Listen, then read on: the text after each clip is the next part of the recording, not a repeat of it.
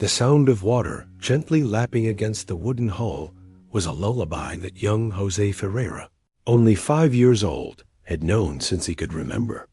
To him, the smell of brine mixed with the varnish of his father's small fishing boat was the scent of home, the aroma of safety. On that autumn morning in 1989, in a quiet fishing village nestled along the coast of Setúbal, Portugal, the sun rose shyly, painting the sky with shades of orange and pale pink, a promise of a peaceful day on the sea.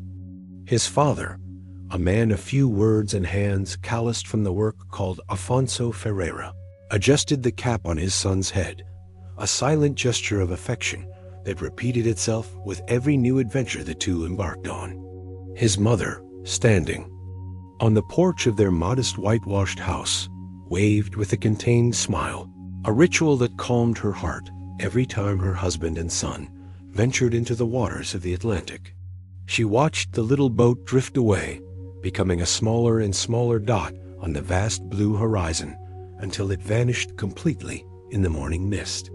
It was a common scene, almost a living picture of the family's routine. An ordinary moment, so unremarkable that no one could imagine it would be the last time that image would be complete. Afonso was a man of the sea, a legacy passed down from his father and grandfather. He knew every current, every sudden change in the wind, every secret the waters held. Teaching his son the ways of the ocean wasn't just a tradition. It was a language, a way to connect the boy to his deepest roots. That day, the promise was simple. A short trip, just to check the nets set the night before, and perhaps, if they were lucky, spot the dolphins that used to dance around the boats. José, with his curious eyes and a smile that rarely left his face, sat at the bow, his bare feet swinging over the cold water, pointing at every seagull that flew across the sky. The world to him was a spectacle of simple and wonderful discoveries. But something about that morning felt different, although it was impossible to name what it was. Maybe it was the silence, a bit denser than usual, or the way the mist lingered longer than expected, wrapping the boat in a damp and ghostly embrace. Afonso felt a slight chill, but he attributed it to the cold breeze blowing from the north. He looked at his son, who was now humming a made-up melody, and the strange feeling faded, replaced by the warmth of paternal love. Hours passed slowly, like the tide that began to rise. The sun, now higher, finally conquered the mist, revealing a calm and mirrored sea. The nets were almost empty, a sign of bad luck that Afonso chose to ignore. The important thing was the time spent with his son, the peace of that moment. However, an unsettling stillness began to settle in. José, who had been a whirlwind of energy and questions, was now quiet, his eyes fixed on a distant point on the horizon, where the sky and sea merged in a perfect and endless line.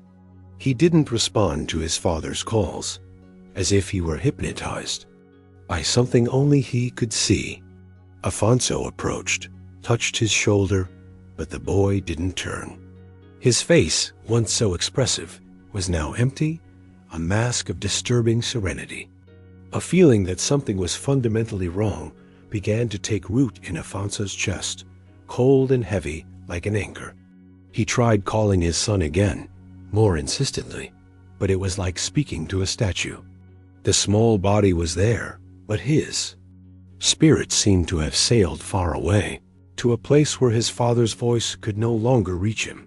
The boat's motor, which had once hummed constantly and familiarly, began to sputter, choking in an irregular rhythm like a heart about to stop. The silence that followed was absolute, broken only by the solitary, melancholic sound of the waves. The day that had begun like so many others was turning into a twilight of uncertainties, and the vast blue around them, once a symbol of freedom, now seemed like a cage with no walls, holding a secret that was about to swallow everything they knew. The sun began its slow descent on the horizon, tinting the sky with a blood-red hue that reflected on the still surface of the sea. The boat's motor remained silent, a stubborn witness to Afonso's helplessness. The despair, once a small seed of unease, now blossomed into pure and overwhelming panic. José remained in the same catatonic state, his lost gaze indifferent to his father's trembling voice, calling him repeatedly, each time louder, each time more broken. Afonso shook the boy's shoulders first gently, then urgently, almost violently, but there was no reaction. It was like holding an empty shell, beautiful on the outside but devoid of life. Night fell over them not as a mantle of stars, but as a shroud. Alone adrift with a son who was present only in body, Afonso felt the crushing weight of loneliness and fear. He shouted for help, his voice echoing in the vast, dark expanse and being swallowed by the ocean with no answer. The small fishing village, once so close, now seemed to belong to another world, to another life that he no longer knew if he could reach out. It was only the next morning, when the sun was already high, that another fishing boat belonging to an old family friend named Manuel Guedes spotted Afonso's boat adrift, much farther from the coast than would be normal for a simple outing. Manuel, a man with sun-worn skin and eyes that had seen many storms, approached, concern written on his face. He found Afonso exhausted, his eyes red and swollen, clinging to the helm as though it were the only solid thing in the universe.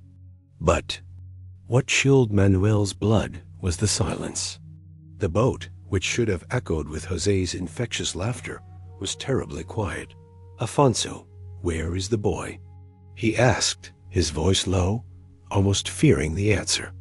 Afonso simply shook his head, the tears finally breaking the dam of exhaustion and shock. He couldn't form the words. The boy had disappeared. At some point, during a long and terrifying night, while Afonso struggled with the engine and his own despair, José had simply vanished. There was no scream, no sound of something falling. Into the water, nothing. He was there, and then he W-ace, and single quotes T. The news spread through the village like wildfire. When Manuel towed the boat back to the small dock, a silent crowd had already gathered at the quay.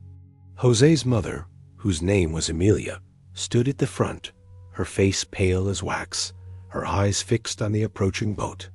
When she saw her husband, alone, a guttural sound, a lament that seemed to come from the depths of the earth, escaped her lips. She didn't need words. The absence of her son was a deafening scream. The neighbors, fishermen and their wives, watched with a mixture of pity and suspicion. Some rushed to offer a hug, a word of comfort. Others, however, kept their distance, their eyes crossing, brows furrowed. How could a child disappear from a small boat in the middle of a calm sea? The question hung in the air, heavy and poisonous. The National Republican Guard was called, and the first interrogations began right there at the quay, with the smell of fish and salt mixing with the odor of tragedy. Afonso, in a state of shock, could hardly tell the story. His words came out, fragmented, speaking of the fog, the broken motor, the vacant look of his son. To the officers, the narrative sounded strange, incomplete. A window opened to doubt. The door of the Ferreira house, which had always remained unlocked during the day, a symbol of the trust in that small community, was closed for the first time in years. José's absence was no longer just an empty space on the boat. It had now become a crack beginning to form in the heart of that family and that village. A wound no one knew how or if it would ever heal. The urgency to find the boy was palpable, but beneath that urgency, a subterranean current of distrust began to flow, silent and deadly. The days following José's disappearance were a blur of frantic activity and silent pain. The National Republican Guard, along with the Portuguese Navy, launched a large-scale search and rescue operation, one of the largest the Setúbal coast had ever seen. Boats scoured the ocean in meticulous patterns. Helicopters flew overhead, their rotors cutting through. the air with an urgency that contrasted with the desolate stillness of the Ferreira house. Volunteers from the village, fishermen who knew those waters like the back of their hands, joined the search, driven by a mix of solidarity and a morbid need to witness the outcome of the tragedy. Every object that floated adrift was retrieved. With hearts in their throats, a piece of net, a branch, a plastic bottle. But there was not the slightest sign of little José or anything that belonged to him. The ocean, which for generations had sustained that community, had now become an unyielding keeper of its secrets, a vast blue and silent tomb dot in the small living room of the family home, which had once echoed with the boys' laughter. The silence was heavy, dense, almost palpable. Amelia, the mother, moved through the house like a ghost, picking up José's toys, a wooden car here, a teddy bear there, and hugging them to her chest as if she could extract from them the warmth of her son. Afonso, for his part, underwent hours of interrogation. Sitting in an uncomfortable chair at the guard post, he repeated the same story over and over. He spoke of his son's vacant gaze, the sudden motor failure, the terrifying night adrift. But with each repetition, the details seemed more fragile, more surreal to the ears of the investigators. The lack of a logical explanation for the disappearance created a vacuum, and this vacuum was quickly filled with suspicion. Why didn't he tie the boy to himself if the sea was dark?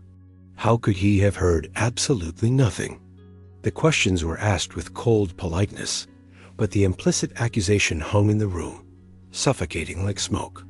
It was during a thorough search of the family's house, a standard procedure, that the investigators found something that diverted the focus of Afonso's narrative.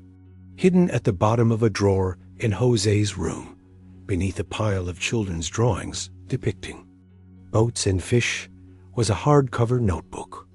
It wasn't a diary, but rather a scrapbook kept by Amelia.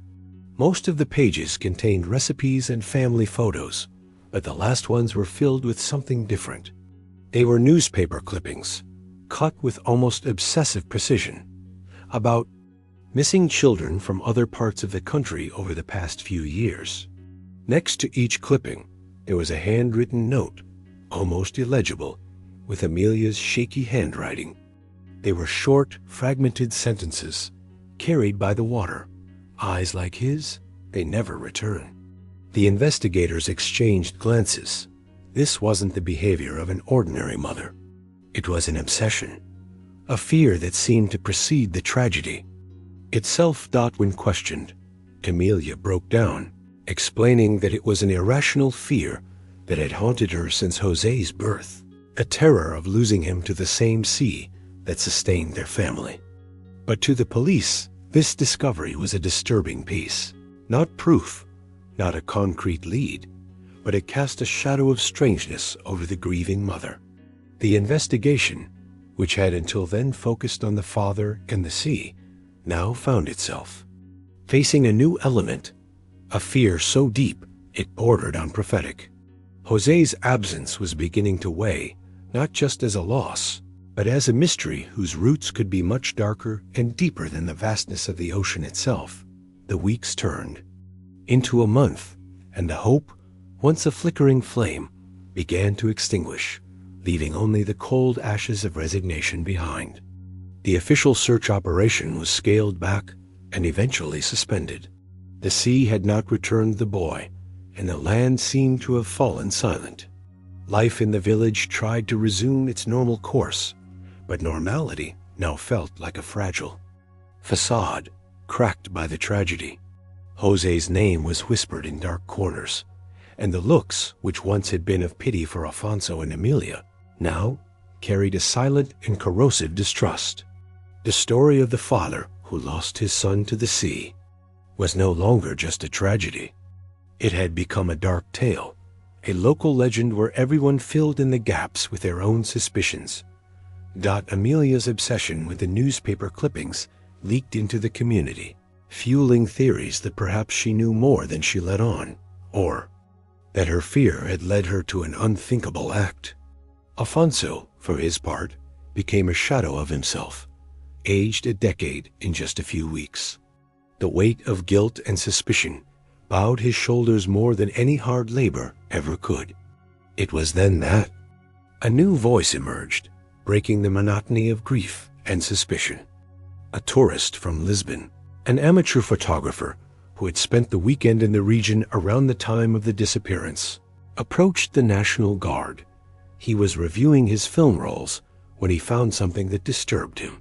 One of his photographs, taken on the morning of the disappearance, captured a panoramic view of the coast a few kilometers north of Setable. The image was wide, focused on the landscape, but when enlarged, it revealed a tiny and unsettling detail. Near a rocky inlet, hard to access by land, a small boat belonging to Afonso was visible. This alone was not strange, but what caught the photographer's attention was the presence of a second, larger, and more modern vessel anchored just a few meters away. And in the photograph, although the quality was grainy, it seemed there was a transfer of something or someone between the two boats. The image was ambiguous, a ghost of pixels, but it was enough to destroy Afonso's solitary narrative. He had never mentioned another boat. This revelation hit like a bombshell over the stalled investigation. The investigators confronted Afonso with the photograph. He stared at the image for a long time, his face an impenetrable mask. First, he denied it. He said it was a smudge, a play of light and shadow, that he was alone with his son. But the pressure mounted, and his denial began to falter. The doubt, which had once been about negligence or an inexplicable accident, now transformed into a much more sinister question. José didn't disappear. He was handed over. The possibility that the boy hadn't fallen into the sea, but had been taken, completely changed the dynamics of the case. The issue was no longer about a tragic accident, but a potential kidnapping or a planned escape. The image of the grieving father began to crumble, replaced by that of a man who kept a terrible secret. The investigation, which had been drowning in a sea of uncertainty, now had a new direction, a dark current pulling them away from the shore of known truth toward an abyss of lies and contradictions. The decision to reopen the case with full force was made, and the focus now was no longer on finding a body, but on following the trail of a ghost captured in a grain of a photograph. With the investigation officially reopened, and Afonso's narrative now in ruins, the investigators turned to the only thread of hope they had left, the grainy image and the ghost boat it revealed. The photograph was sent to specialists in Lisbon, in the hope that technology could extract more details from that frozen moment in time.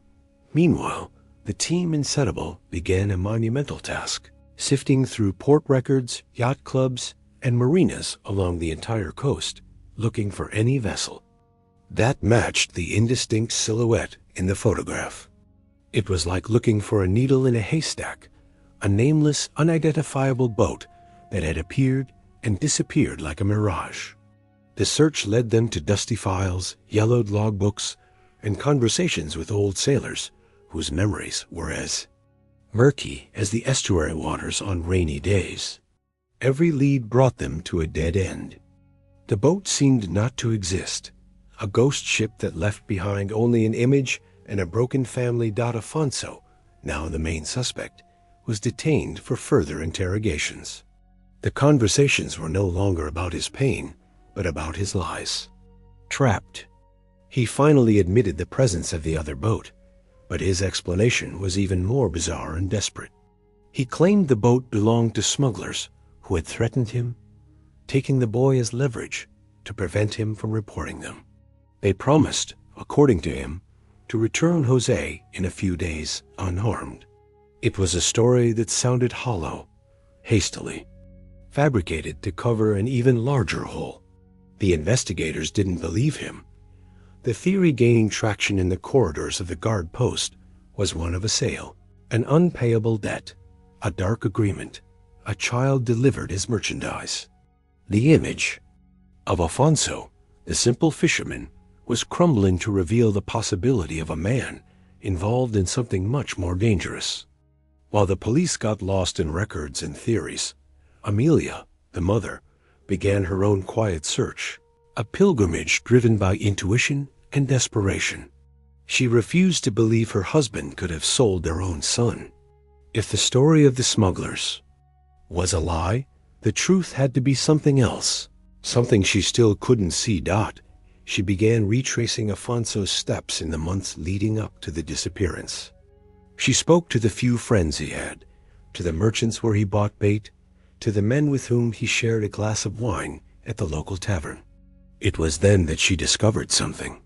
Afonso had been making secret trips inland to the Alentejo region, something he had never mentioned. He told others he was visiting a sick cousin, but Amelia knew they had no relatives in that area. The Alentejo, with its vast plains and isolated properties, was a world completely different from her coastal life. It was a place where someone could easily disappear. Guided by a visceral hunch, Amelia took the little savings she had and traveled to the town one of the merchants had mentioned, Evora. There, she was not looking for a boat, but for a secret. She walked through the cobblestone streets, showing a photo of José to strangers, her heart tightening with every look of pity, every head shaking in denial. It was in a small cafe, almost giving up, that an elderly woman, upon seeing the photo, didn't show pity but a startled recognition. She said she had seen that boy, or one very similar, in the company of a woman who wasn't Amelia, near an abandoned farmhouse on the outskirts of the town, a place known for its centenary, olive trees, and the silence that held old stories. The discovery was like an electric shock to Amelia's heart. The mystery wasn't at the bottom of the sea. It was on solid ground, under the scorching sun of the Alentejo, hidden behind the walls of a forgotten property. The sensation that she was close to something terrible and definitive made her tremble. The revelation from the woman in Evora was like a key unlocking a door deep within Amelia's mind. The image of an unknown woman with a boy resembling José near an abandoned farmhouse made no sense, but at the same time, it felt like the only truth in a sea of lies and theories. Desperation gave way to a cold and cutting determination. She didn't inform the police. The distrust she felt toward the authorities was now as deep as the one they had toward her husband. This was her search, her Calvary. With the vague indications from the elderly woman, she found the farmhouse. It was a place forgotten by time. The stone walls were covered with ivy, the iron gate creaked in the wind, and the twisted olive trees stood like ancient sentinels guarding a secret. The air was heavy, thick with the smell of dust and dry earth. Every step she took toward the main house was a step closer to the abyss. Meanwhile, in Setable, the pressure on Afonso reached the breaking point. Days of relentless interrogations, nights in a cold cell, and accusing stares following him everywhere finally broke him. But it wasn't a collapse of guilt that the investigators expected. It was an explosion of fury and desperation. In the middle of an interrogation, he sprang up from his chair, falling with a loud crash to the floor. His screams echoed throughout the guardhouse. They were no longer the weak denials of before, but a raw, primal wail. He yelled that they didn't understand anything, that they were looking in the wrong place, that the sea was not to blame. And then, in a hoarse whisper, between sobs that shook his whole body, he confessed the truth, a truth so painful and unexpected that it silenced the entire room. The woman, there had been a woman. It wasn't smugglers, it wasn't a sale, it was Amelia. Afonso revealed that Amelia's strange behavior, her obsession with missing children, was just the tip of an iceberg of mental instability that had been worsening for years.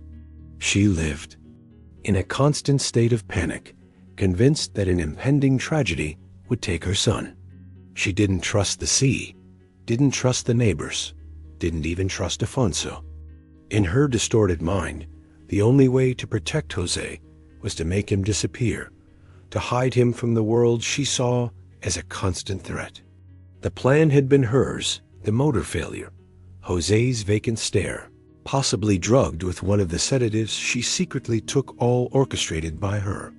The other boat wasn't from smugglers, but from a distant cousin of Amelia's, a woman who lived inland and had been convinced by Amelia's delirious narrative that she was helping to save a child from a negligent father.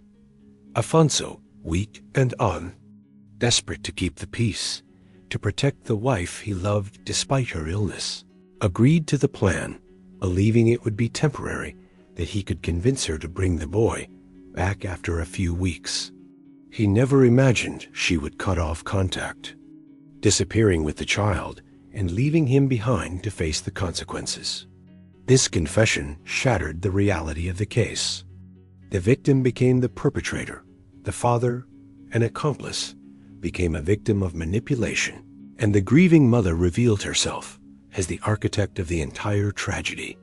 The boundaries between guilt and innocence, between protection and cruelty, completely dissolved. Jose's disappearance had not been an accident, nor a kidnapping by strangers, but a desperate act of love by a mother, a flight from reality itself. The emotional climate was total.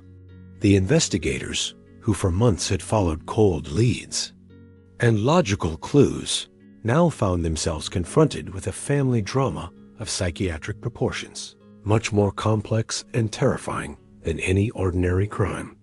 The search for Jose now had a new face, his own mother, and a new destination, an abandoned farmhouse in the heart of Alentejo, where a woman, in her attempt to protect her son from the world, had imprisoned him in a cage of silence and solitude.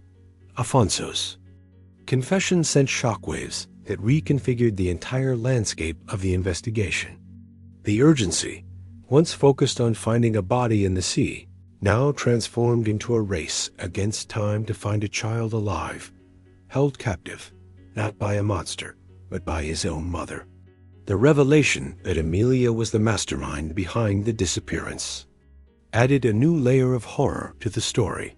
It wasn't the calculated malice of a criminal, but the distorted logic of a sick mind, making the situation even more unpredictable and dangerous. Fear now had a familiar face, the face that should have been synonymous with safety and love.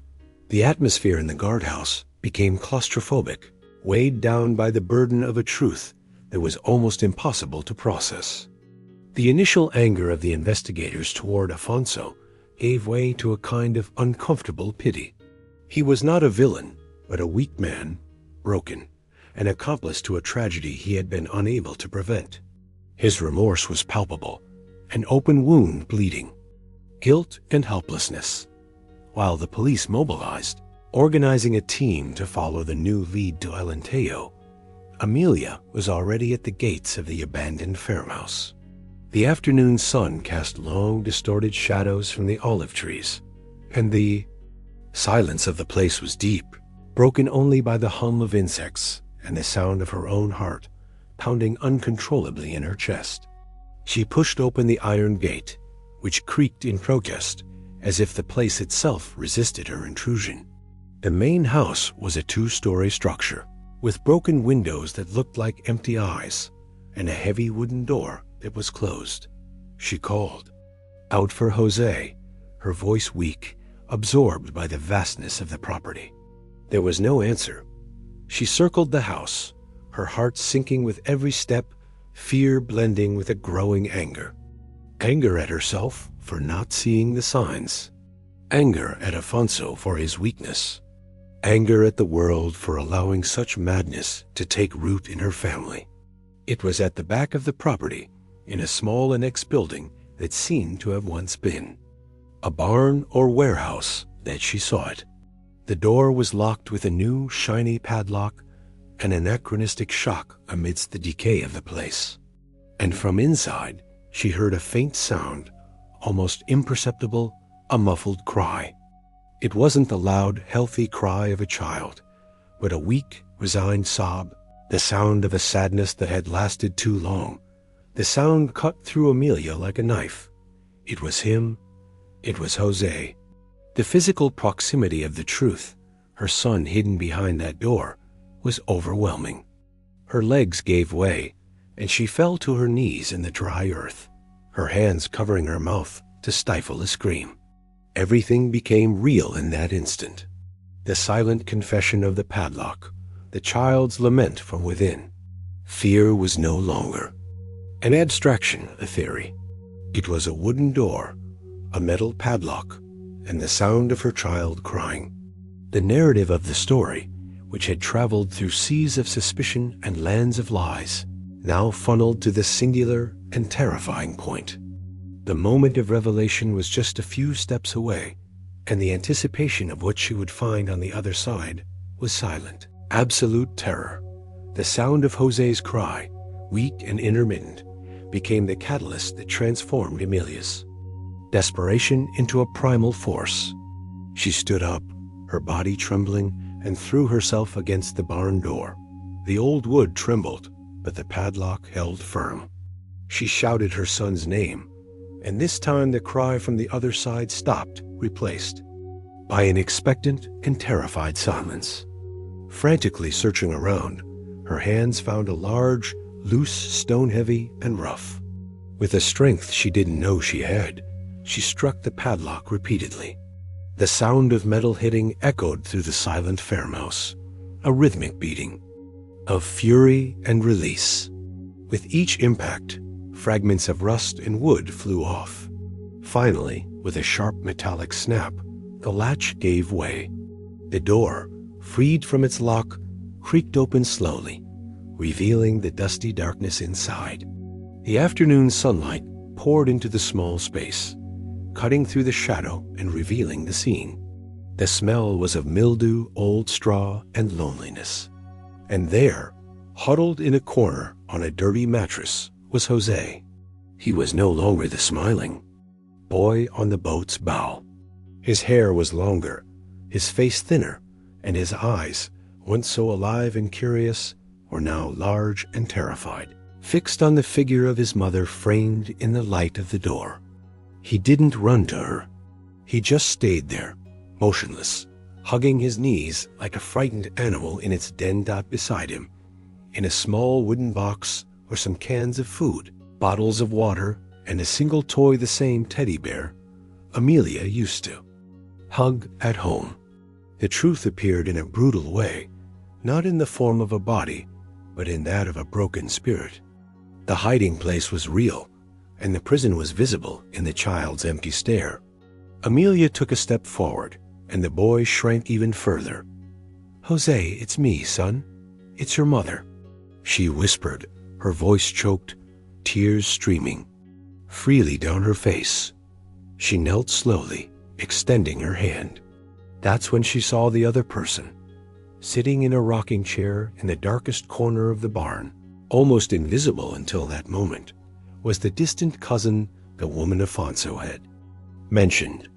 She didn't look like a kidnapper, but more like an empty shell, her lost eyes swaying back and forth at a slow, constant rhythm. She didn't react to Amelia's entry, as if she were in her own world of delirium. It was at that moment that everything connected in a terrible way. The cousin wasn't a sane accomplice. She was as much a prisoner of Amelia's madness as José himself, a guardian who might not even fully understand what she was doing. The revelation was an emotional collapse for Amelia. She fell to the ground, her sobs echoing in the barn, a sound so deep with pain that it seemed to finally break the boy's spell.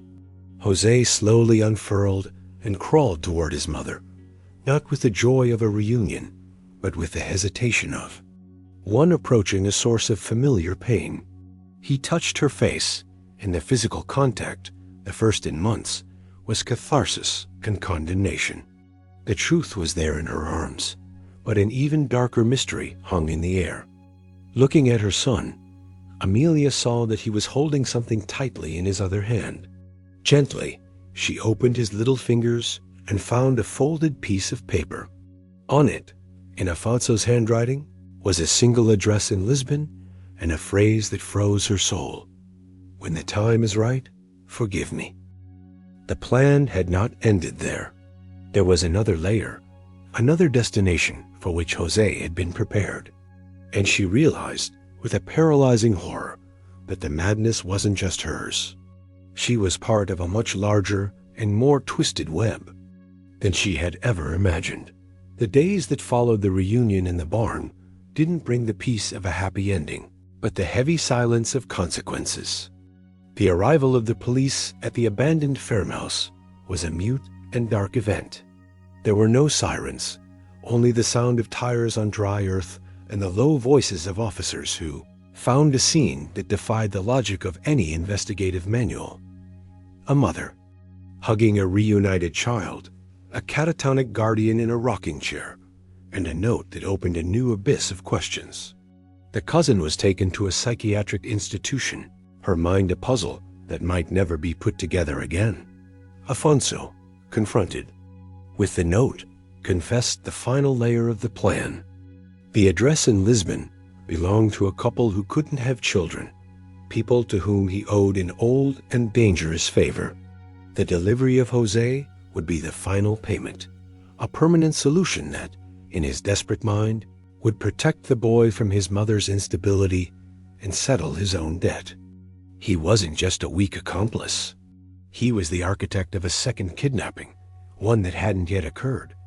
The whitewashed house in Setúbal, once a home, became a mausoleum of fractured memories.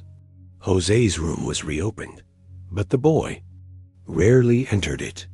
He didn't talk about the time at the farmhouse, and his silence was deeper than any word. He moved around the house with the caution of a stranger, his eyes often lost on the horizon of the sea, not with the wonder of before, but with an empty stillness. Afonso's fishing boat was sold, the wood that had been the stage for the nightmare's beginning, rotting slowly in someone else's yard. The name Ferreira, once a common name for a fisherman, now became a mark, a whisper in the village carrying the weight of madness, betrayal, and a dark secret. Afonso was convicted, his sentence a formality for a life already in ruins.